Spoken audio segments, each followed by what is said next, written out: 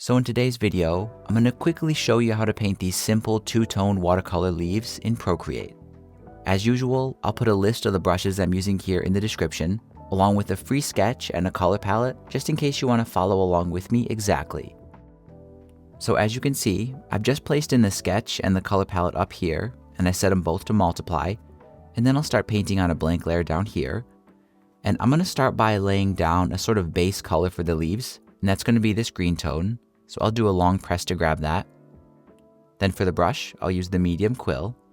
And I'm going to do all the leaves first, and they're going to be stroke based.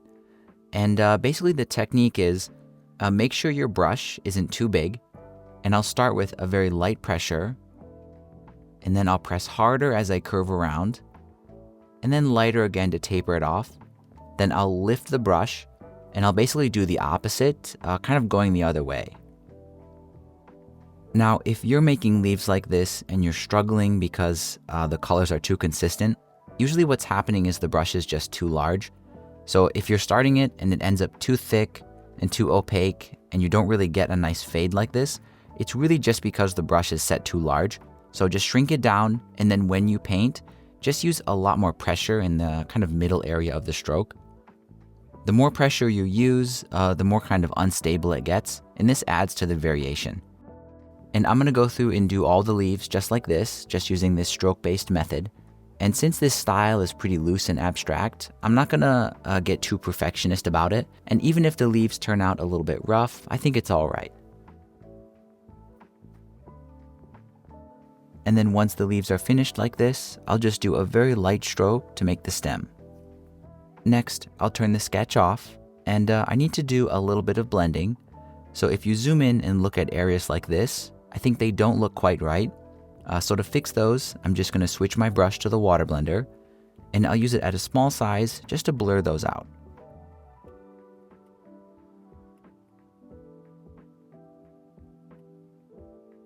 And once all the green elements are finished here, we can move on and start adding the secondary color. And that's going to be this pink tone, so I'll do a long press to grab that. And we're going to kind of airbrush this on to each leaf, but it's hard to know where the secondary color should go, so I made a little bit of a cheat sheet. So the way I see it, these are the 4 different places you should add in the secondary color. And you don't just have to choose one style, I'm just going to kind of mix it up on each leaf. And for the brush, I need something very soft and fuzzy, so I'm going to use the fluffy wash brush. Now the problem is, I'm still painting on the same layer that I painted these leaves, and if I just brush this color on, it's not limited to the leaf. Basically, I just want to add this on, but only on the leaves themselves. So to kind of do that effect, you need to turn on alpha lock. So here's the layer we painted the leaves on. I'm just going to tap on it and turn on alpha lock. Now when I brush on this secondary color, it's only going to stay kind of within the bounds of the leaf. And I'm just going to go through and just kind of randomly do each leaf, just following one of the 4 modes that I showed you.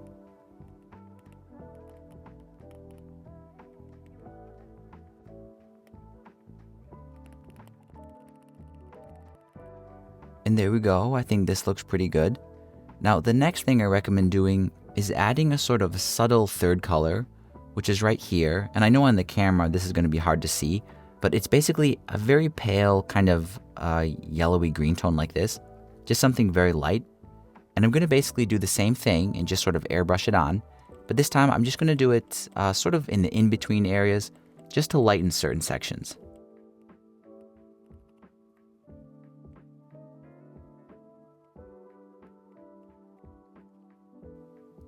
And there we go, I think this looks really nice. Now while I still have this lighter color selected, I'm also going to brush it onto the stem, just to make it a little bit less consistent.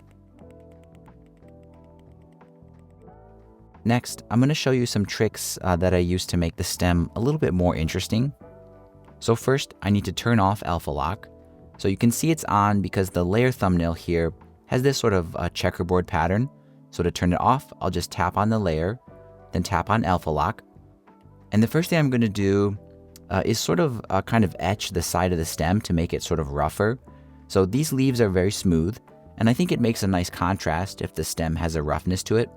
So to do that, I'll grab the eraser brush, and I'm going to set it to the annoying pen. And I'm just going to go along and just kind of etch away and roughen just the edge of the stem.